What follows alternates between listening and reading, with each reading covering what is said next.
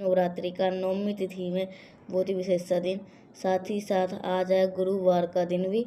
तो आप सभी लोगों को अपने घर पे आटे का एक तुलसी दीपक महासा उपाय है।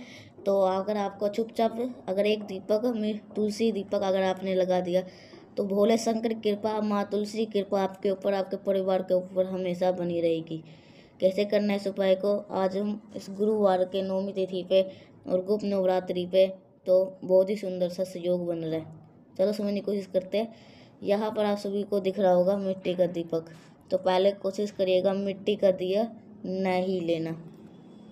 अब आप मान लेते हैं कि आपको आटे का दीपक बनानी नहीं आते या किसी भी कारण से आप आटे का दीपक नहीं इस्तेमाल कर पा रहे हो, तो आपके पास में लास्ट ऑप्शन बचता है मिट्टी के दीपक का।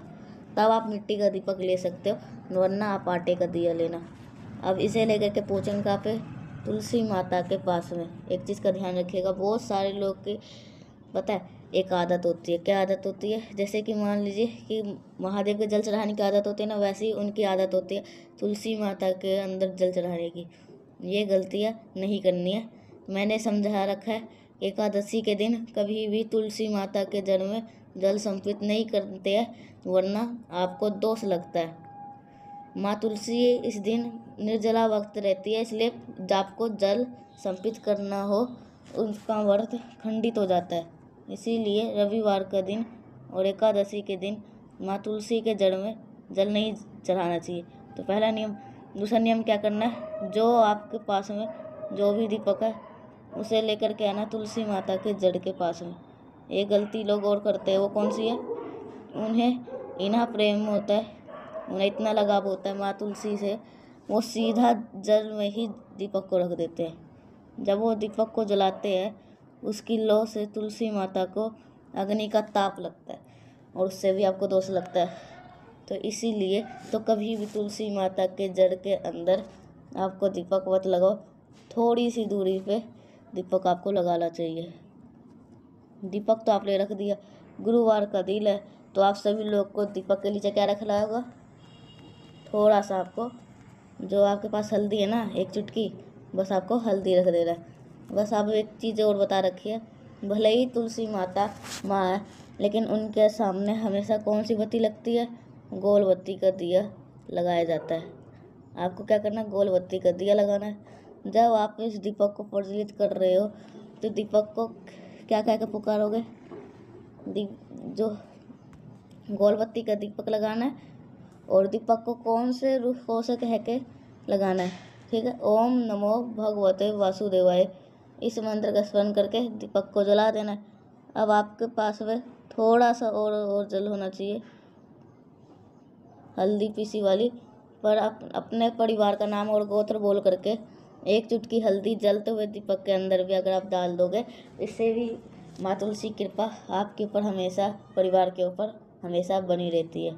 एक छोटी सी बात मैं और बताऊँ, जिन भी लोग के घरों में माँ तुलसी का जो पौधा होता है ना वो हरा भरा होता है, उनके घर में दुनिया की कोई भी कोई नज़र, कोई भी इंसान नहीं लगा सकता। तो कोशिश करिए करो कि तुलसी माता का पौधा है वो कभी भी सूख ना पाए आपके घर में। अगर सूख जाता है तो ला करके दोबारा रख दो। तो पहला उपाय आपको समझ में आ गया होगा। आगे बढ़ते से गुरुवार के अपने ही घर पे करने वाले इस उपाय को, और इस उपाय को करने का जो बेनिफिट होता है वो आपको होगा बीमारी, या आप कह सकते हो रोग मुक्ति से। जैसे मान लीजिए कि आपके घर का कोई भी ऐसा इंसान है जिनकी शुरुआती दवा खा के होती है, मेडिसिन खा के होती है, तो आप इस उपाय को कर सकते हैं। देखो मैं थोड़ा धीरे धीरे बोल रहा हूँ, ठीक है। तो आपको बीमारी का ये उपाय करना है, जो गुरुवार के जो चने के दाल होते हैं ना, तो वो उसके लिए कितने दाने लोगे, 41 दाने आपको दाल के लेनी है। लेकिन कौन से दाल, अरहुल के दाल, चने की दाल लेनी है, ठीक है, 41 दाने। साथ ही साथ एक चीज़ और लेनी है और वो चीज़ होगी शहद। शहद की मात्रा बहुत ज़्यादा मत रखिएगा, थोड़ा सा शहद लेंगे। अब इसे लेकर के पहुँच जाएंगे महादेव के शिवलिंग के पास में। कैसे रखिएगा उत्तर दिशा, नोट रखें। सबसे पहले हम आपको यहाँ पर 2 लोटा जल चढ़ाना है। मेरी बात समझिएगा। सबसे पहले अगर आप अपने घर पे जो महादेव का शिवलिंग है ना, वहाँ पर आप लेकर के पहले पहुँच जाना। पहले 1 लोटा जल चढ़ा दो। जल चढ़ाने के बाद में अपने ही हाथों से खूब अच्छी तरीके से महादेव के शिवलिंग को पोंछ दो। पहला काम। दूसरा काम, जो आपके पास में शहद है, उस शहद का लेपन भोले शंकर के शिवलिंग के ऊपर खूब अच्छी तरीके से कर देना है। जितना अच्छी से कर सकते हो ना, उतनी अच्छी तरीके से लेपन करना। लेपन करने के बाद में जो आपके पास में चने की दाल 41 दाने है, जो भी व्यक्ति आपके घर में बीमार रहता है, रोगी परिवर्तन का, उसका नाम और गोत्र बोल करके महादेव के शिवलिंग के ऊपर समर्पित करना।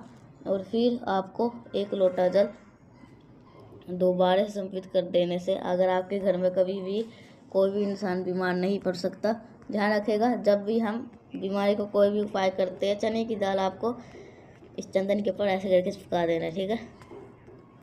आप यहाँ पे आपको समझ में आ गए 2 उपाय। आगे बढ़ते हैं इस वीडियो के हम अपने तीसरे उपाय की तरफ। और ये तीसरा उपाय आपको करना है, वो होगा आपके इच्छा पूर्ति के लिए।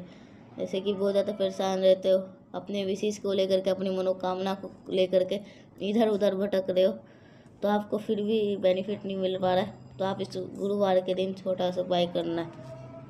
चलो समझने की कोशिश करते हैं। सबसे पहले आपको यहाँ पे पीला चंदन दिखाई दे रहा होगा, दिख रहा है, तो आपको क्या करना है, ऐसे लेना है पीला चंदन। एक छोटा सा काम वो कर दिया। जल्दी से कर लिए पहले वीडियो को लाइक, जिसने अभी तक चैनल को सब्सक्राइब नहीं किया, मेरे सारे फैमिली इस चैनल को ज़रूर सब्सक्राइब करिएगा, तो आपको जब भी मैं उपाय भेजूँ तो आपको जल्दी से पता चल जाए। तो आपको पीला चंदन आपको गीला लेना है, सूखा सूखा मत लेना, हल्का सा पानी डाल के इसे गीला कर लेना। और गीला करने के बाद में आपको महादेव की सबसे प्रिय चीज़ लेनी है, वो है बेलपत्र। अब यहाँ पे एक नियम समझिएगा, हमें यहाँ पे एक मंत्र का स्मरण करना है। वो कौन सा मंत्र है? गुरुवार का दिन है, ओम नमो भगवते वासुदेवाय का स्मरण करना है। अपने ही घर का उपाय करना, ओम नमो भगवते वासुदेवाय। इस मंत्र का स्मरण करके जो आपके पास में पीला चंदन है, उस पीले चंदन को बेलपत्र के 3 पत्तियों पे कुछ इस प्रकार से आपको लगानी है, जैसे मैं लगा रहा हूँ। क्या करेंगे, बेलपत्र के 3 पत्तियों पे जैसे मैं लगा रहा हूँ, इसी प्रकार से आपको भी लगा देना, ठीक है। लगा दिए। अब लगाने के बाद में आपको इस बेलपत्र को उठाना, तांबे के लोटे में आपको जल भरना है। जल के अंदर आपको गंगा जल अगर मिल जाए तो आपको बहुत अच्छी बात है। अगर इन सभी चीज़ों को लेकर के पहुंच जाएंगे महादेव के शिवलिंग के पास में, सबसे पहला काम करेंगे, आपको पहुँचते ही अब आपको 1 लोटा जल महादेव के शिवलिंग के ऊपर चढ़ा देना। पहला काम आपको यही करना है। दूसरा काम क्या करना है, जो आपके पास में मैंने बेलपत्र दिखाई है ना, उस बेलपत्र को माता अशोक सुंदरी के स्थान पे समर्पित कर देंगे। जिस तरफ से आपको पीले चंदन को लगाए हो, ओम नमो भगवते वासुदेवाय के स्मरण करके अब आपको वही बेलपत्र पीला चंदन में शिवलिंग को टच करना होना चाहिए। महादेव के शिवलिंग के ऊपर माता अशोक सुंदरी के स्थान पे समर्पित करना। और फिर समर्पित करने के हाथ जोड़ करके जो भी आपकी कामना हो, जो भी आपको विशेष हो, अगर आप कह देते हैं तो आपके वो सारे मनोकामना बहुत जल्दी पूरी हो जाती है। तो आप सभी को 3 उपाय समझ में आ गया। आगे बढ़ते इस वीडियो के हम अपने सबसे आखिरी उपाय और बहुत ही इम्पोर्टेंट उपाय की, जो कि आपका ये उपाय होगा पैसों को लेकर के क्या है कि अगर आपके घर में धन संपदा की कमी है, तो माँ लक्ष्मी का वास आपके घर में नहीं होता, तो आप इस उपाय को करेंगे। इसके लिए आपको 2 चीज़ों की आवश्यकता है। इस बार हमें गीला पीला चंदन नहीं लेना है। इस बार हमें को क्या करना है, गीला चंदन नहीं लेना है, आपको सूखा पीला चंदन लेना है, जो कि बहुत ज़्यादा नहीं, सिर्फ 1 चुटकी। साथ ही साथ आपको धन संपदा को उपाय है, तो 1 कमलगट्टा अनिवार्य लेने का। मन है कमलगट्टा नया ले लो, पुराना ले लो। एक तांबे का लोटा लीजिएगा, उसके अंदर जल भरेंगे। 1 चुटकी जो मैंने आप सभी को पीला चंदन बताया ना लेने के लिए, वही सूखा हुआ पीला हुआ चंदन कलश के अंदर डाल देना।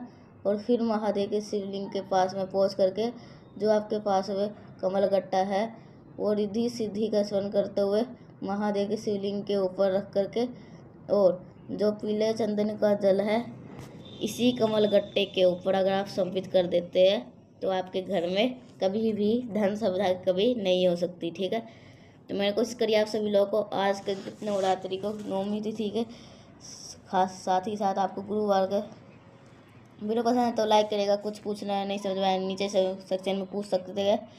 और मेरे जितने भी आवाज़ पहली बार सुन रहे हैं चैनल को ज़रूर सब्सक्राइब करिएगा। तो मिलते हैं नेक्स्ट पासा, तब तक के लिए श्री शिवाय नमस्तुभ्यम।